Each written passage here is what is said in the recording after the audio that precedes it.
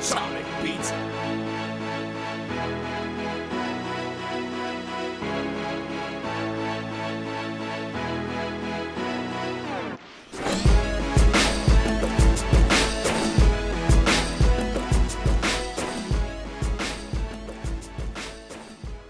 All right, welcome back. And right now we got Peyton wants to talk to me about something, movie. Something.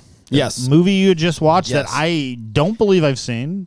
And hey, take it away. Take it away. So there's been a recent trend on social media lately. Like me and one of my buddies, before we sat down and watched this movie, both of us had the same idea because we had been seeing this movie sort of talked about in the social media space recently, like on TikTok and Instagram Reels, YouTube Reels, things like that. So we're definitely not the first podcast to talk about it, but there's this movie on Amazon Prime, and I think it was just put on demand there. I think that's why it's getting some attention. So it's free if you're a Prime member. Yes, you're free if you're a Prime member, and it's called Tiptoes. Okay, this movie came out in 2008. And but I got to tell you about this movie because you haven't seen it, or have you? I don't believe I've seen a lot of movies. You've seen a lot of movies. Don't believe I remember this movie. You would Tiptoes. remember this. This movie is a fever dream. I can't believe it exists. Okay, I need to tell you about this movie. All right, so spoilers alert for this 2008 movie. Yeah, 2008 movie called Tiptoes. And Spoilers. If you're on the online space, you've definitely seen other people talk about it, but I need to get this guy's reaction to this because this is so good. So, Bo, this movie stars Matthew McConaughey. Okay. I like that so far. Kate Beckinsale. Oh, my gosh. I'm all bored. And Gary Oldman. Oh, okay. And Peter Dinklage. Okay, so this cast slaps. This cast slaps. And Okay, this is you look called at this Tiptoes. on paper. You look at this movie on paper. You say there's no way So you this say movie. Gary Oldman, Matthew McConaughey, Kate Beckinsale, and Peter Dinklage. Yes, and then also there's another chick who's in it who you'd probably know and that you'd probably be like, oh my God, I can't believe you don't know her. But like there's going to be some more people in it you probably know and heard of. Actually, go ahead and pull that cast up real quick. Pull that cast up list up Yeah, real keep quick. talking. I'll But find so it. this movie, it looks like Matthew McConaughey is going to be the main character. Okay, it is what was it? Yeah, he's in the first shot of the movie. Movie actually came out in 2003. Oh, was it 2003? Yeah, so it's okay, a little bit older than but I yeah, apologize. yeah, So no. 20 years old. 20 years old. Oh, yeah. And then where is she? Where? You're probably talking about Patricia Arquette, yes, who is actually a So well-known Patricia actor. Arquette's in this movie for some reason. Yeah. And so you think Matthew McConaughey is going to be the main character, essentially. The movie starts off with him. It shows him and Kate Beckinsale making out. They're doing this whole thing. Wait, hold. Put it away. I want to tell you about it. Okay, I'll I tell you was trying to read the about it. synopsis. No. Oh, no. I want you right. blind for this one. So Matthew McConaughey and Kate Beckinsale making out. She's trying to pursue. They're dating essentially, and it seems like the plot of the movie is going to be Matthew McConaughey and Kate Beckinsale making up at the end, living happily ever after. Right? It's very set up to be a rom-com. Okay, making up as in like, so they have to break up. Well, no, it's like a constant like argument type. Like she thinks he's always cheating on him. Okay, but he's not. You know, it shows his side of the story. He's not a sleazeball. Actually, he's hanging out with his family, and his big secret is that he comes from a family of midgets. I'm not kidding. Okay, this is okay. real. Like the first time you see him go out by himself, he literally goes to like a little people like gathering, and you start to realize that everyone there he's related to. He's the only normal size person. Not normal size. He's the only average size person in his family. I don't know. And so well, he's not a little person. no, he's not a little person. He's the only one in the whole family, and it's Matthew McConaughey. It's so funny. And so you know, he's going out and she's like accusing him of cheating and whatnot. And you know, he's not. And Gary Oldman is his twin little person brother.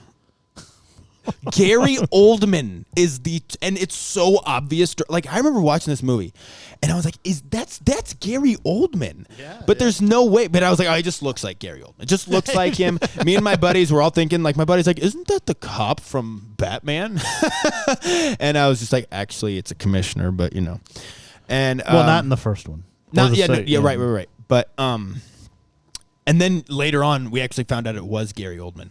And so it's, we looked at it. And it's so obvious rewatching it that he's just on his knees the whole movie. And there's some scenes where you see the puppet legs, and it's like the stunt. It's absurd. And so Gary Oldman plays a little person, and somehow he's related to Tyrion Lannister. And for some reason, Tyrion Lannister's French. Also, no addition to the plot whatsoever. There is absolutely no reason Tyrion Lannister just a should be choice French. he made for the he part. He is a part of the family, and for no reason he's French. It doesn't make sense. And he ends up... Well, you know Peter Dinklage is French, right? No, but the character didn't need to be. No, but like, he's from France, so like he's just That being makes himself. sense. No, that's fair. No, I'm just messing with you. He's not French. Maybe. I would have believed you. No, I would have believed you. And then he picks up that one chick we were just talking about off the side of the road while he's riding his motorcycle. And then the movie goes from like a rom-com. The tone shifts from like a rom-com to like... So how far into the movie are you at this point? Oh, we're in. We're in it now. And the thing is, we're about 20 minutes in, and then all of a sudden it becomes about the problems of little people, and it's so unironically... It tries to be serious, and it is hilarious, Bo. It's like the way I described it, and I got the consensus from my friends. So you think the troubles of little people are hilarious? No, I think the way they tried to show it on film, and here's why. I described it like this to my friends. It's like if white people tried to make a movie about black people's issues. Like that's the equivalent for me. It's like, what's it like to grow up black? Let's ask this group of white people from the suburbs. Like that's what it's like. It's like this, and it's like the movie was trying to show a certain perspective on little people, but it was failing horribly. I mean, it doesn't make any sense, man. And then let's see how this goes. How do you know it failed horribly? Are you a little person? Well, one, I looked at the reviews for it, and no one likes this movie. Okay, well, no one it didn't go over well. A lot of the reviews are actually joke reviews about how they're reformed and no longer like little people, and then they followed by the 1 star. I've seen novels written about this movie, and then for some reason, I can't remember how, but Kate Beckinsale gets pregnant, and I don't know how we got there, but essentially Matthew McConaughey doesn't want to be a father, or like he can't be, or he just chooses not to. And then little person Gary Oldman ends up stealing Kate Beckinsale from his own twin brother, and ends up like, that's the end of the movie. Little person Gary Oldman ends up hooking up with Kate Beckinsale, and it's like this magical ending. And I remember me and my friends just like, what the hell? Like, Kate Beckinsale, in the movie, Kate Beckinsale and Matthew McConaughey get married. And then on the wedding day, Kate Beckinsale runs up to Gary Oldman, plants a kiss on his lips, runs back to the car. Time goes forward. The relationship's falling apart. Kate Beckinsale and Matthew McConaughey are screaming at each other, saying all sorts of obscenities. And then she like moves to Gary Oldman's farmhouse or something, and they end up... It makes no sense. We thought the movie was over 30 minutes before it was. We thought the magical wedding and him finally accepting to be a father, it was like, oh yeah, happy end. No. No. Not to mention, there's this whole subplot about Tyrion Lannister banging this hot chick, and adds no value to the movie. It's just nothing, absolutely nothing. Did they just want to have a little person banging hot chicks or something? Like, dude, and I was there for it. You know, I was there. 100%. I was following along, but like, there was no. He didn't have a conclusion. There was no reason he should be in that movie. Absolutely none. And then there's this one scene where Gary Oldman has this lover who is also a little person, and like she's cheating on him. She's having an affair with like a average sized person, and then Gary Oldman gets beat up and he gets thrown around, and it's very obvious he has puppet legs. Dude, when I tell you this movie is a fever, you got to watch it, man. Like, just lay back, get real relaxed, and just watch. Well, how long is it? Hour and a half. All of this happens in an hour and a half, and it's good God, it feels like 2.5 hours. Well, is at least Kate Beckinsale hot in the movie? Oh, yeah. No, she looks good. Oh, also, there's this weird subplot about Matthew McConaughey being a firefighter, and he's like overly aggressive with his men and training them. Dude, it is. So is it? Hold on. It sounds like they are portraying Matthew McConaughey in a negative light, so then you feel good about the ending with Kate Beckinsale and Gary Oldman. See, none of us got that. I watched this movie with like a group of 8 people, and not a single one of us knew what the message was. Hold on. Were you in 100% of your? I was, yes. Okay, you had all your faculties? I had my faculties. Okay. And I didn't know what they were trying to... Like, Matthew McConaughey was not a villain in this movie. And then all of a sudden, he makes this switch. You know what it sounds like? Sounds like how I felt about Into the Spider-Verse. Oh, dude. You got to watch this movie then. Because this thing is so... It's like watching Twilight. Like, it's so bad that it's laughable. Like, in my honest opinion. Because those Twilight movies, I how laugh dare you? so hard. That man sparkled in sunshine, and you give him his due diligence. Dude, that is so Don't look at good. me. I'm so ugly. It's so good, but it's so bad. I hate everything about it, but it makes me laugh every time. Dude, have I ever told you the story about when I first seen Twilight, the very first Twilight? I don't think so. So I went with my brother. Me too. Yeah. And we actually went and seen